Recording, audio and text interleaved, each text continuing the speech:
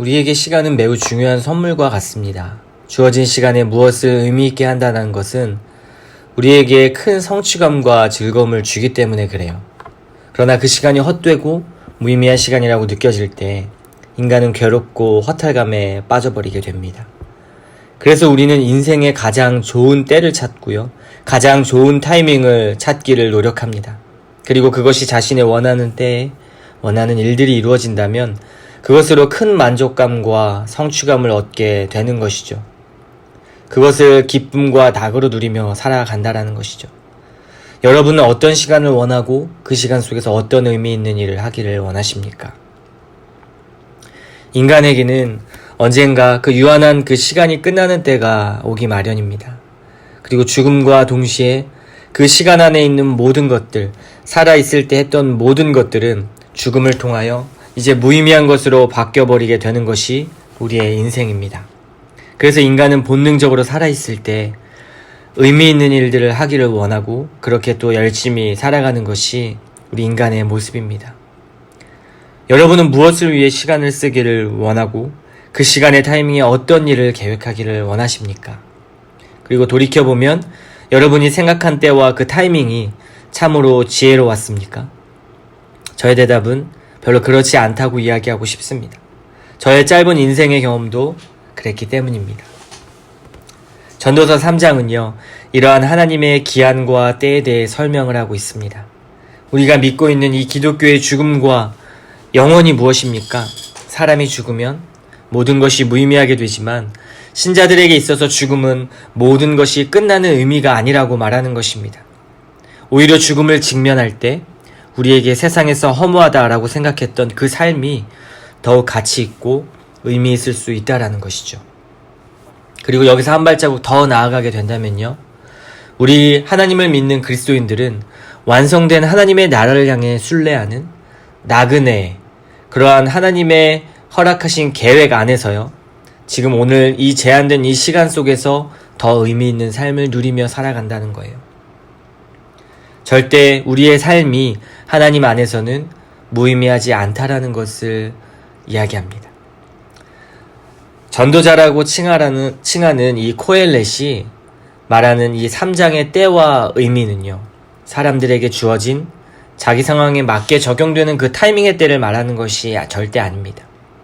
여기서 말하는 이 때는요, 유한한 인간 세계의 때가 아닌 영원부터 영원을 주관하시는 그 하나님의 때, 즉 밖으로부터의 정해진 때를 말하는 거예요. 이것은 하나님께서 인간을 향한 모든 계획을 가지고 계시고요. 그때에 이루어지도록 하신다라는 중요한 원리가 담겨 있는 것입니다. 쉽게 말하면 무슨 말일까요? 사람이 하는 모든 일에 적절한 때라는 것은 사람의 때가 아니라 하나님의 때라는 것이죠. 우리에게 이 때는 참으로 낯설기도 하고요. 무질서하기도 하고 혼란스럽고 당황스러울 수 있습니다. 그러나 하나님의 때 이 안에는요, 하나님의 질서가 담겨 있다라는 것입니다. 보십시오. 우리의 모든 때가 하나님의 질서라면요, 우리에게 주어지는 이 시간과 환경들이 결코 두렵지만은 않는 것입니다. 이 안에는 하나님의 질서가 있기 때문에 그래요. 본문 3장에는 이 14가지의 내용이, 인생의 전반적인 삶의 내용이 나오는데요. 출생과 죽음, 전쟁과 평화, 그리고 희노애락, 사랑과 미움 등의 인생의 모든 이야기를 하고 있습니다. 만사의 때가 있다라는 것은 하나님의 손길이 안 미친 곳이 전혀 없다라는 말과 같습니다. 이 말씀이 우리에게 정말 위로가 되지 않습니까? 나의 때라 생각하고 열심히 어떠한 것들을 했는데, 어떠한 일들을 진행했는데 그 일이 잘 되지 않을 때 우리는 얼마나 좌절하고 낭망하고 실망을 겪습니까? 그런데 세월이 한참 지나고 보면 하나님의 때에 하나님이 일하셨구나, 하나님이 이것 때문에 이렇게 인도하셨구나 라는 그 하나님의 일하심을 보고 그분의 손길을 다시 기억하고 감사하게 되기 때문에 그렇습니다. 전도서의 전도자 이 코엘렛은 1장부터 8장까지 기록한 이 만사의 때를요, 창조세계 안에 창조주, 그리고 하나님의 질서와 계획이 있다라는 성경의 기본적인 가르침에 의존해서 말하고 있는 것입니다. 구절을 한번 살펴볼까요? 일하는 자가 그의 수고로 말미암아 무슨 이익이 있으랴.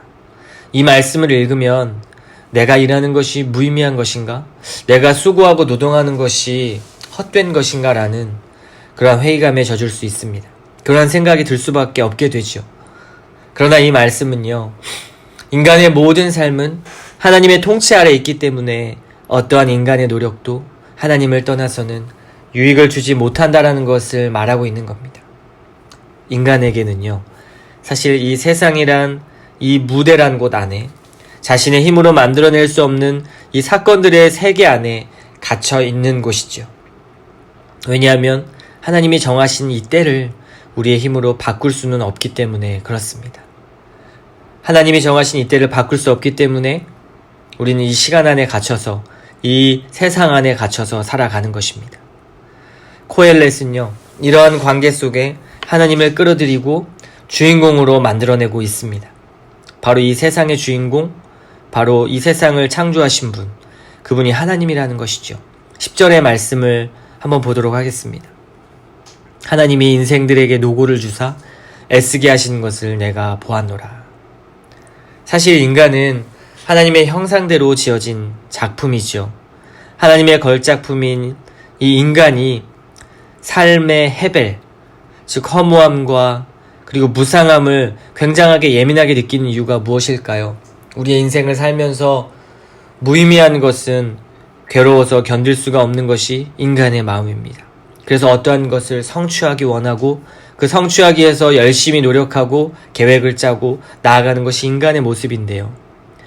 헤벨이란 이 허무함을 예민하게 느끼는 그 이유가 무엇일까요? 이것은 하나님에 의해서 단순히 행동하는 것 이상의 것을 위해서 하나님께서 인간을 만드셨다라는 것입니다. 하나님이 인간을 만드신 목적에 그것이 포함되어 있다라는 것인데요. 바로 우리가 어떤 일에 대해 노력하고 성공을 하기도 하지만 결국 우리는 하나님 앞에 만들어진 피조물이기 때문에 실패를 경험하는 인생이라는 것을 아는 것이 중요하다는 것입니다. 그래서 하나님을 더 의지하게 되고요. 더 그분께 부르짖도록 하나님께서 만드셨다라는 것입니다. 그래서 본문 11절에는 이렇게 말씀합니다. 하나님이 모든 것을 지으시되 때를 따라 아름답게 하셨고 또 사람들에게는 영원을 사모하는 마음을 주셨느니라. 그러나 하나님이 하시는 일의 시종을 사람으로 측량할 수 없게 하셨도다. 코엘렛은 인간은 시간에 매여있는 존재라는 것을 우리에게 알려주었습니다. 그런데 인간은 시간에 매여 있으면서도 영원에도 매여 있는 존재라고 이야기합니다. 유한한 우리의 이 세상의 시간이 끝나면요, 인간은 영원한 시간 속으로 가게 되어 있습니다. 그것이 천국이라 표현하는 하나님과 함께 있는 시간이든지요, 아니면 파멸이라고 표현하는 그 파멸의 시간이 되든지 말입니다. 어떻든지 간에 영원에도 묶여있는 인간은 어딘가에 의미가 있지 않으면 안 된다라는 것과 삶에 있어서 헛되고 수고하는 것 이상의 목적을 위해서 창조되었다라는 것을 본능적으로 느끼며 살아가고 있는 거예요. 그래서 11절은요, 전도서의 결론을 예고하는 본문이기도 합니다. 하나님이 주신 영원에 대한 인식과 시간에 매여있는 삶의 간극이 너무 크기 때문에 인간은 좌절할 수밖에 없고 낭망할 수밖에 없는 것이죠. 그때 인간은 모든 의미의 근원이 되시고 그리고 뿌리가 되시는 하나님께로 방향을 돌이켜야 한다는 것이 바로 이 전도서 11절의 핵심 메시지입니다.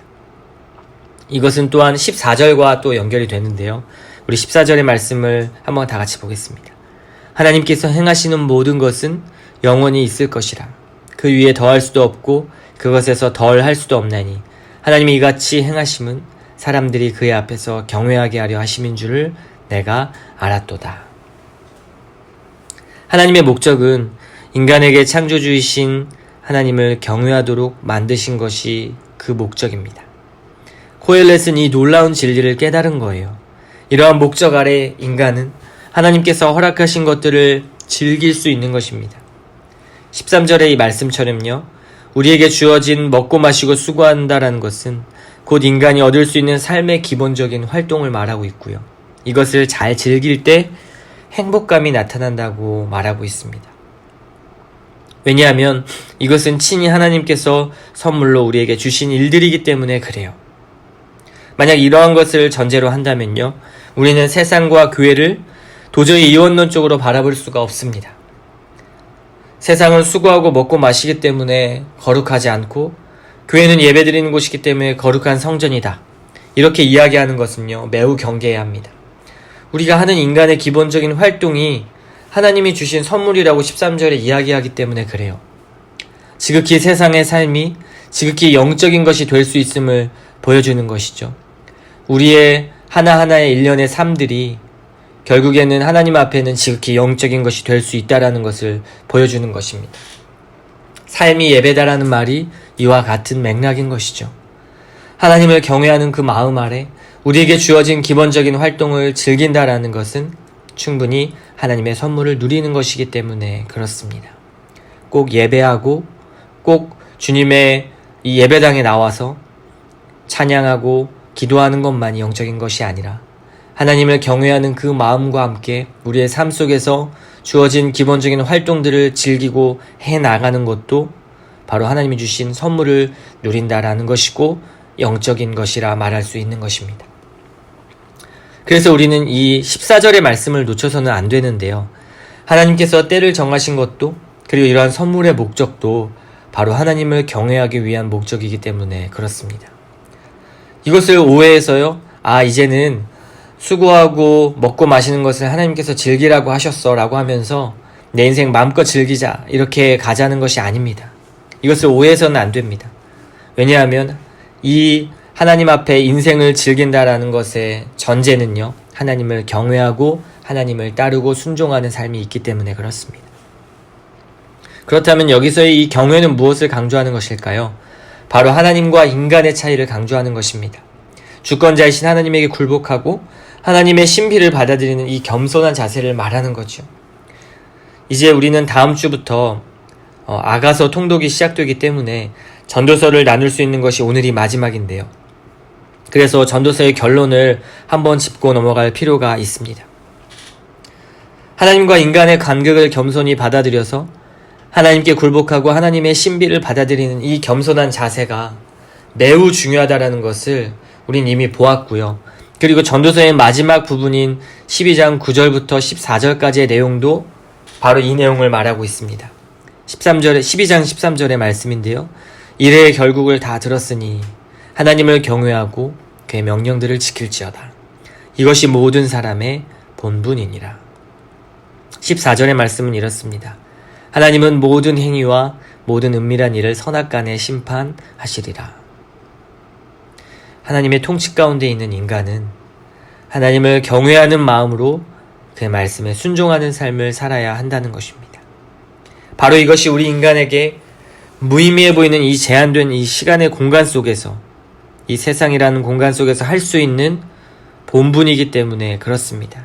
세상은 헛되고 세상은 헛되지만 하나님 앞에 하나님을 경외하는 마음으로 그리고 그의 말씀을 순종하는 삶 안에서는 절대 이러한 삶의 일련의 과정들이 헛되고 헛된 것이 아니라 하나님 앞에는 유의미하다라는 것을 말씀하고 있습니다. 그렇기 때문에 우리에게 주어진 모든 것들은 우리의 제한적인 테두리 안에서는 무의미해 보이고 헛된 것 같지만 하나님의 때, 하나님의 안에서는요, 모든 것이 유의미할 수 있고 그리고 그것이 가치 있다라는 것을 말해주고 있는 것이죠. 우리는 영원을 향하여 가는 믿음의 순례자인 그리스도를 품고 살아갑니다. 여러분도 그리스도를 품고 살아가십니까? 그리스도께서 모든 것을 향해서 몸을 내 던지셨고요. 모든 헛된 것을 향해 십자가에 못 박혀 죽으셨지요. 헛되고 그리고 죄의 속박에 묶였던 우리를 해방하셨습니다. 죄의 해방 가운데 그리고 그 진리 안에 헛되고 헛된 것들의 속박에서 자유함을 누리며 살아가는 그 특권을 하나님께서 주셨다라는 것입니다. 헛된 것이 되지 않을 수 있는 건요, 바로 예수 그리스도의 공로가 있기 때문에 그렇습니다. 이 공로로 말미암아 우리는 하나님의 주권을 인정하고 그분의 때와 시기에 무릎을 꿇게 되는 것이죠. 이것은 우리에게 절대 결코 헛된 일이 아닙니다. 무의미한 일이 아닌 것입니다. 단순히 인생 별거 없어 모두 다 허무하고 무의미해 라는 이 염세주의로 끝낼 것이 아니라요. 인생이 별거 없고 허무하니까 그래서 그 다음 스텝이 중요하다라는 것입니다. 하나님을 떠나 세상에 헛되고 부정하고 무의미함 속에 있게 된다면 그것은 그 자리에서 헛되고 헛된 것일 뿐입니다.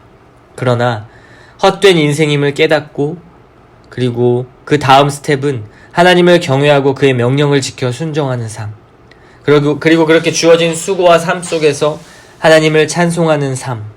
그것이 우리에게 가장 큰 행복이며 가치 있는 삶으로 나아가는 것입니다. 전도서를 깊이 묵상하심으로요. 왜 하나님이 유일한 답이시고 그분을 통해 헤벨, 즉 헛되고 헛된 것이 어떻게 은혜로 넘어가는지를 경험하는 귀한 묵상의 시간이 되시기를 소원합니다.